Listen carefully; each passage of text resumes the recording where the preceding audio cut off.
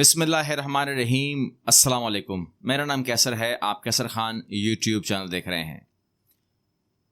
دوستو، آپ کو مجھ جیسے بہت سارے لوگ مل جائیں گے جو میپ کو سمجھتے ہیں اور سمجھاتے ہیں، جو ہسٹری کو پڑھتے ہیں اور اس کے بارے میں انفارمیشن دیتے ہیں، اور ہم یہ سمجھتے ہیں کہ جب ہم یہ جان جاتے ہیں کہ یہ ہے نارتھ امریکہ، یہ ہے ساؤتھ امریکہ، یہ ہے افریقہ، یہ ہے یورپ، یہ ہے ایشیا، یہ ہے آسٹریلیا، تو ہم سمجھتے ہیں کہ یہ تمام باتیں بہت بڑی ہو گئی، ہمیں میپ سمجھ میں آ گیا، ہم میپ کو سمجھتے ہیں، سمجھاتے ہیں، پڑھاتے ہیں ہسٹری کو۔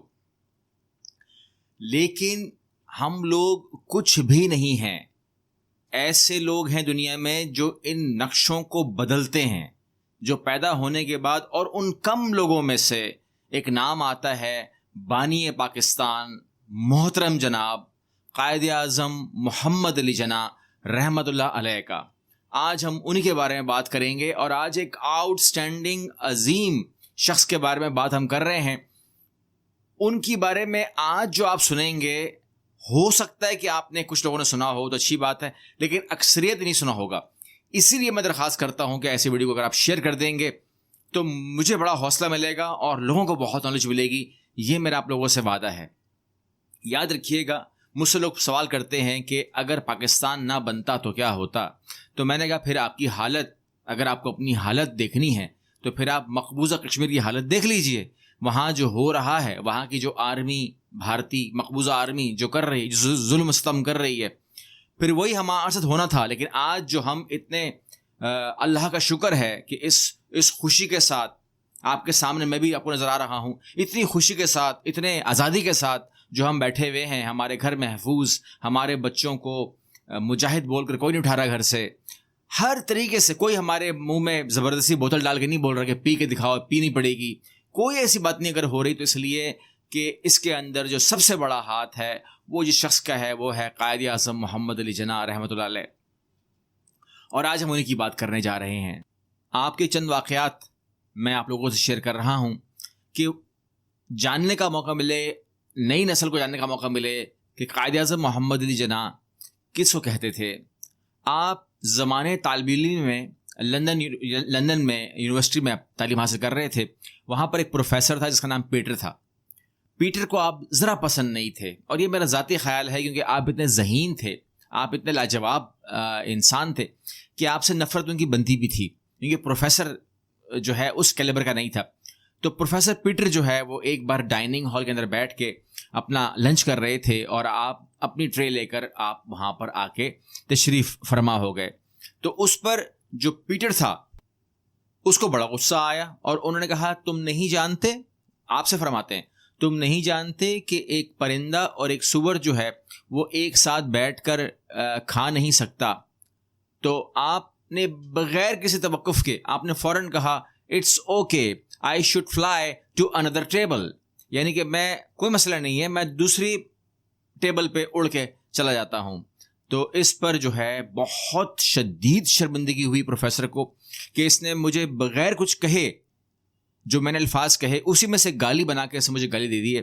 اور اس نے فیصلہ کیا پروفیسر نے کہ کل جو ہے نا، کل میں اس سے یہ انتقام بھری کلاس میں لے لوں گا، اور یہ بھی لاجواب ہو جائے گا۔ سمجھتا کیا اپنے آپ کو؟ اب پروفیسر کیا کرتا ہے کہ آپ کو کھڑا کرتا ہے، آپ پر سوال کرتا ہے کہ یہ بتاؤ کہ اگر تمہیں راستے میں چلتے ہوئے دو بیگ ملیں، ایک میں دولت ہو اور ایک میں دانائی ہو، تو تم کون سا بیگ اٹھاؤ گے؟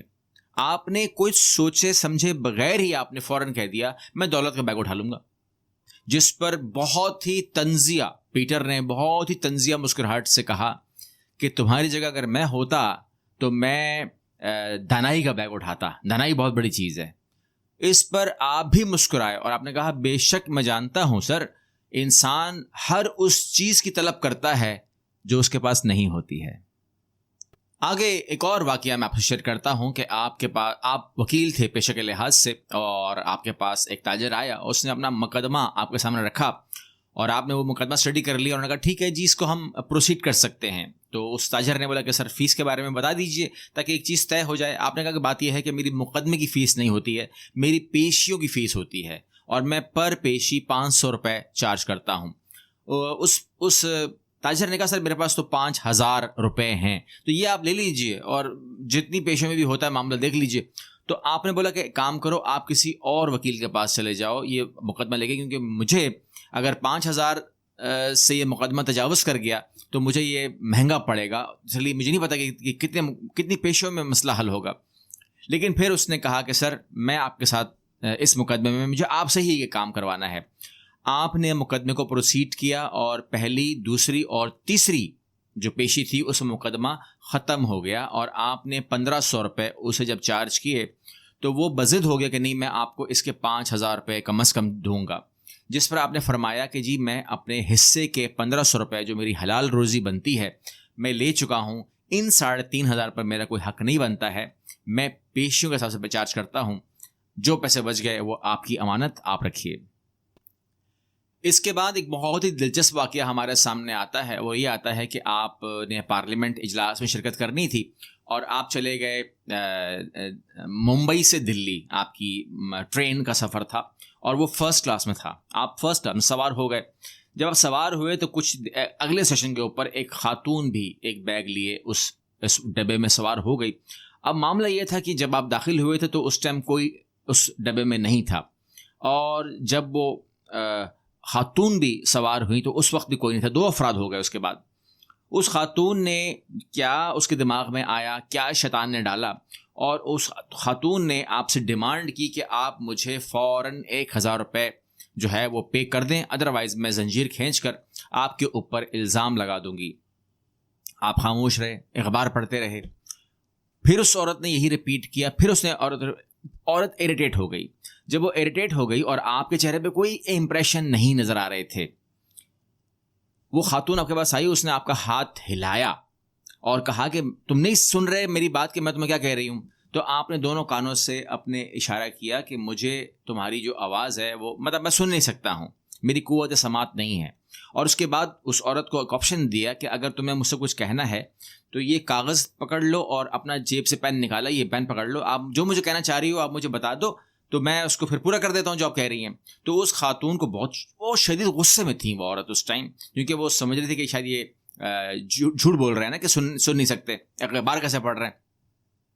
تو اس عورت نے پرچی پر لکھ کے دیا کہ اگر آپ نے مجھے 1,000 روپے نہیں دیے تو میں آپ کے اوپر الزام لگا دوں گی کہ یہ بندہ میرے ساتھ زبردستی زیادتی کر رہا ہے.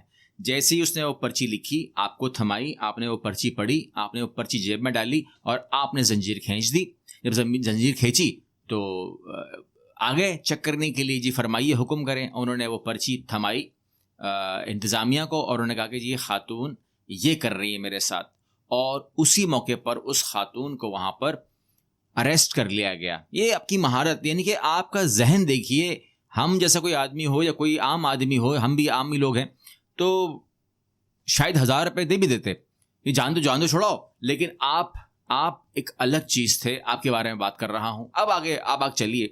تو آپ ایک ایسے کہ واقعہ یاد آ گیا مجھے. اس میں کیا ہوتا ہے کہ آپ گاڑی میں اپنے ڈرائیور کے ساتھ سفر کر رہے ہیں، بہت رات کا ٹائم ہے، تقریباً 2 بجے کا ٹائم ہے تقریباً، یعنی کہ رات کا آخری پہر چل رہا ہے.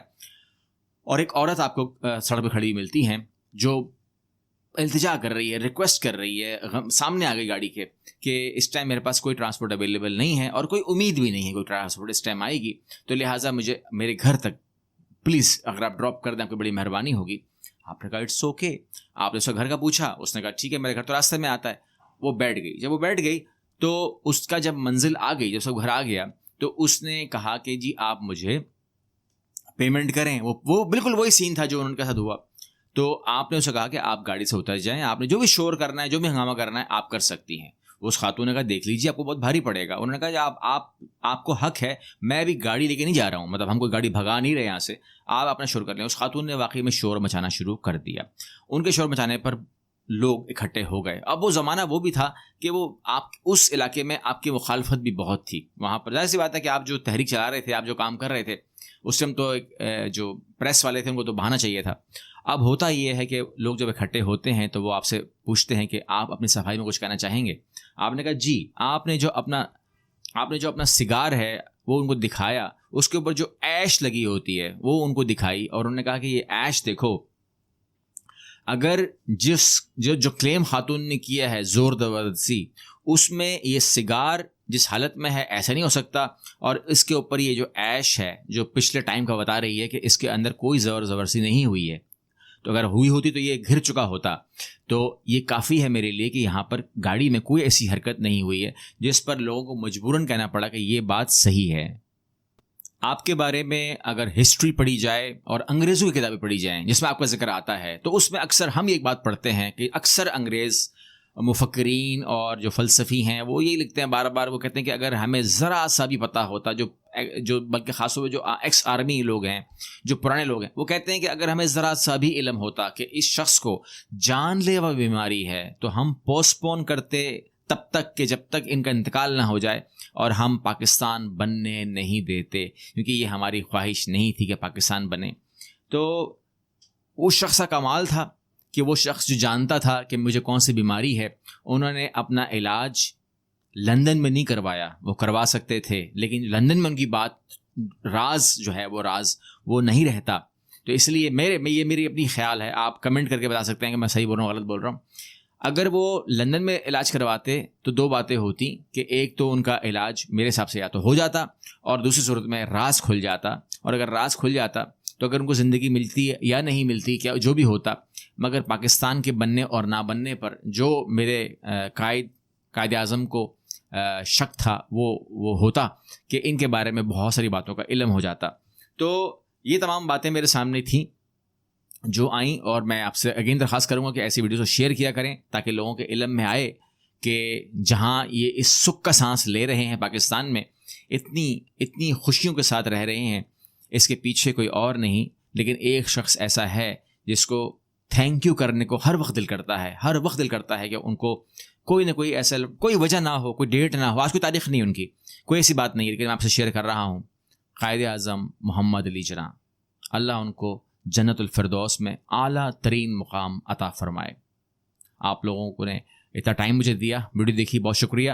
چینل کو سبسکرائب کیجیے، لائک کیجیے اور اس ویڈیو کو شیئر کیجیے. اللہ حافظ.